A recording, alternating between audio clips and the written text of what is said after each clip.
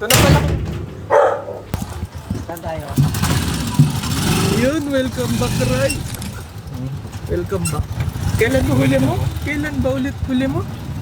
Kay Bebe, no? Ha? Kay Bebe yung huli mo? Welcome back. Kape. Adik ako sa kape. Napakasarap. Lalo na pag may kasama. Kaya ngayon, isasama ko kayo sa mga kapihan na hindi ko pa napupuntahan kasama ang kung sino man. Uy, katabi niya, Makdo. Andito na si Be? Sabi niyo. Thank you, sir. Ingat. Sige po. Thank you. Bata, idol.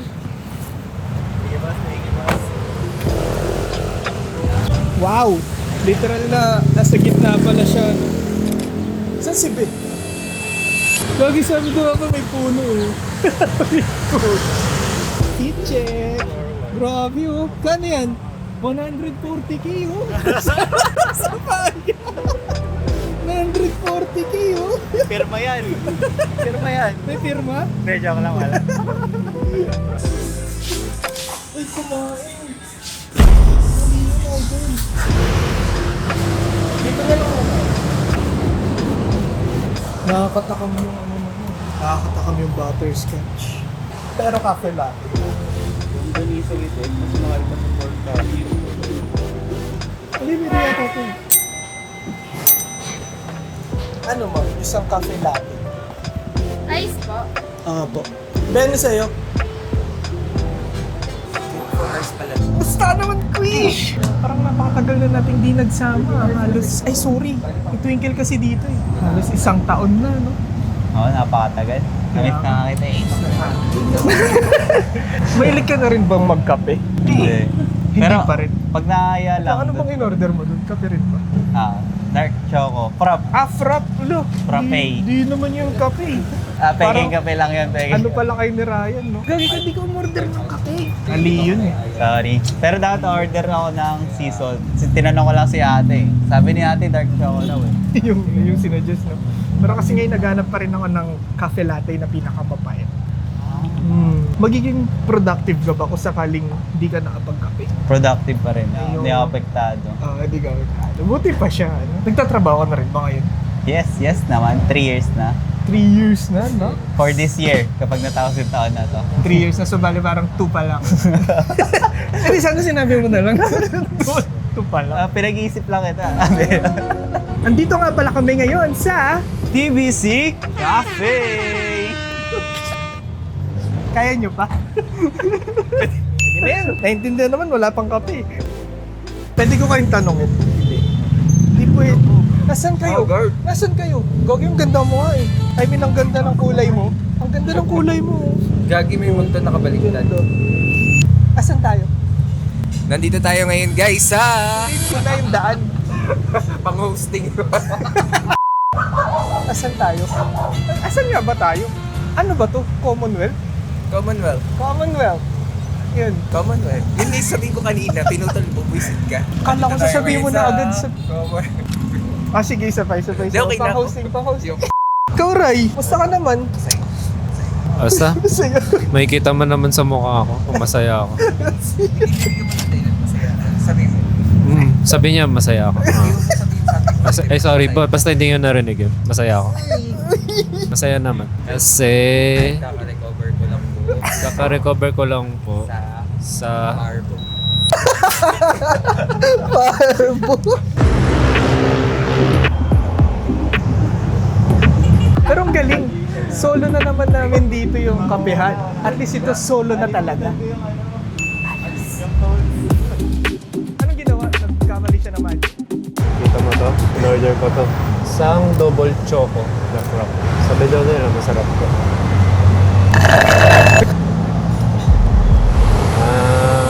Ayun! Matamis. Very chocolatey. Parang cha. Pero maganda yung ano nila. Logo nila. TBC. Okay na. Idol! Grabe ka, Idol! Sea salt latte. Hey!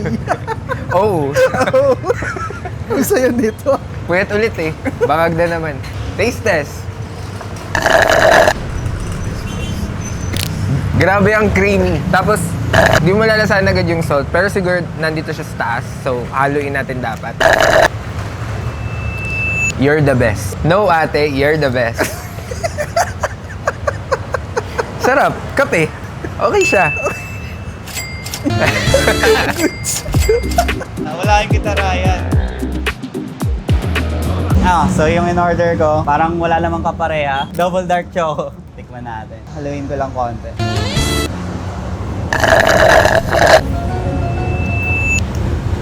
Sarap. Lasang kape. Hindi, yun yung in-expect ko kasi sa kanya kasi nasa isip ko, baka hindi siya lasang kape kasi nga double dark choco siya. Pero yun, nalalasahan mo yung kape. Kahit pa paano. Gagi frap yan, di ba? May halo, may May halo. halo? Oh, yes.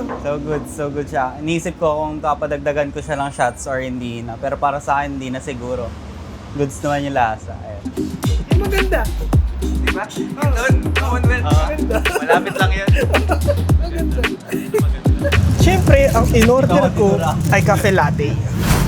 Ay, wow. Sa gitna yung butas. Mapuwersa sila sa butas. Pero ang laki ng serving nila. Kumbaga. As in. Yung gatas nasa ilalim.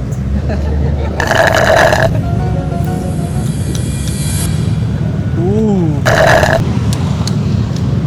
Ito yung tamang cafe latte para sa akin. Yung balanse ng gatas tsaka ng pait ng kape. Hindi mo malalasahan yung tamis. Hindi mo rin malalasahan yung pagkapait. As in literal na balanse. Astig oh. Tsaka laki pa ng serving. Kaya, goods.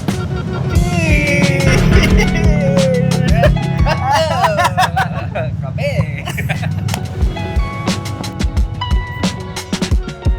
Okay, Twish! Yo. Welcome back, tol! Thank you, tol. Kamusta ka naman ngayong araw? Unexpected na matutuloy. Kala ko hindi matutuloy pero Hindi masaya. matutuloy yan basta pagkapehan. Wala Yes. wala pang hindi natuloy na kapehan. Kaya takin na mo, Jello, ah. Family friendly. Sorry. Grabe. Sorry. Pabip Rico. na lang. Oh, tanungin na lang natin agad para hindi na magpakang sino pa makaaway natin dito. Ito yung una kong tanong. Sabi mo kanina, 3 years ka nang nagtatrabaho. Almost. 2 plus kung ilan man yung natitira. Yes. Nakaranas ka na ba ng isang toxic work environment?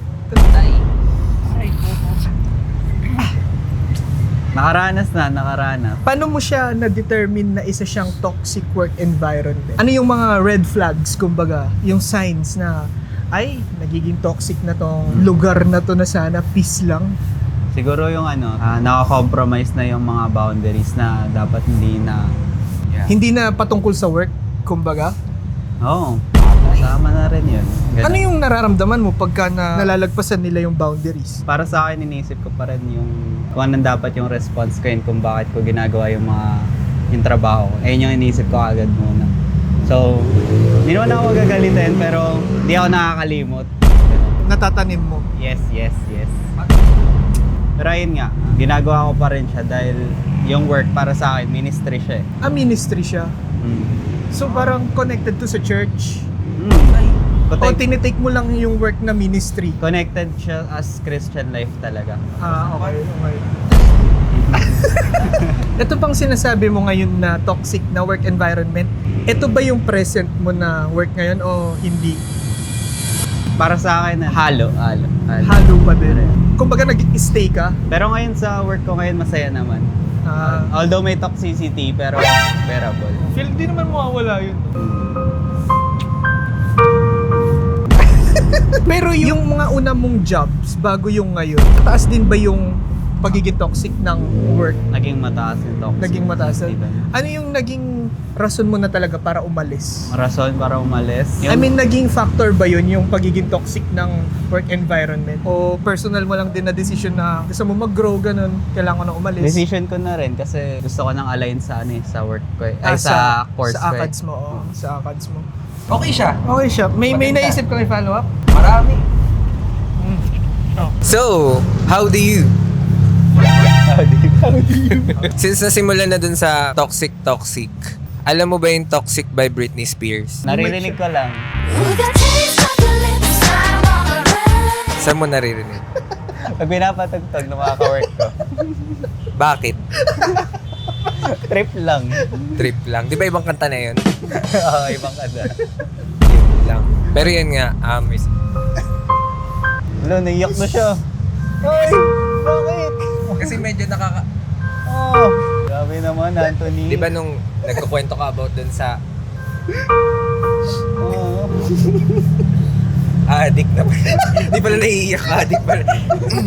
Pumitik pala, pumitik. De, pero napaproud ako sa kapatid natin na Alright, may gusto kayo tanong kay Quish? Ano? Sige na. Sige na, ibibigay ko na sa'yo. Grabe, kontento na kami doon. Thank you, Ryan. Napakagandang tanong. Isa, dekalibre. napaka-rare doon. Banayan. Ako na may magsasalita ako. Nakakaiyak mo. Di sige, para sa pang-closing na lang din para sa mga nanonood dyan na nakaka-experience ng mga toxic work environment. Ikaw, Chris, anong masasabi mo sa kanila kapag ka nararamdaman na nila yung ganong klaseng pakiramdam na hindi na sila safe mismo sa workspace nila? Para sa akin, ang masasabi ko lang is pray. Yun, pray pa rin talaga. Una ka kay God. Pangalawa doon is yung purpose mo, isipin mo lagi. Ayun. Pagka titingin sa pera talaga, sa work mo, tumayin ka sa purpose mo and kung nagiging meaningful ba yung buhay mo pag ginagawa mo yun. Doon mo ma-maintain yung work mo and kahit gaano ka-toxic yung trabaho, magpapatuloy ka pa rin. Grabe. Dahil Christian. naniniwala ka sa kasabihan na Anong? wala kang kasabihan doon. That mayroon. Ganda na nung sinabi mo eh. Kulang ng kasabihan. Ang ganda na nga ng sinabi niya. Meron yun. Meron na nga, align na nga daw siya sa Yun nga, love ni okay. Christ. Yun nga, inumpisahan mo kay Lord. Pray ka, ganyan. Tapos yung napagdaanan mo, Ano dapat? nag-a-advise eh. Tapos Ay, sorry nakan. Sorry nakan.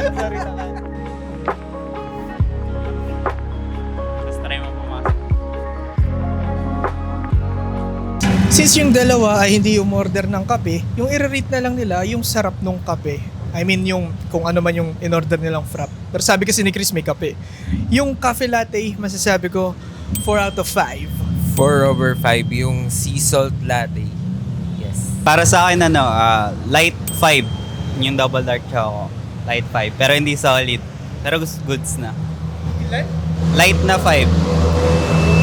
So 4.5. Siguro, parang ganun. 4.4 out of 5. Okay, kita-kits sa susunod na kapehan. Cheers!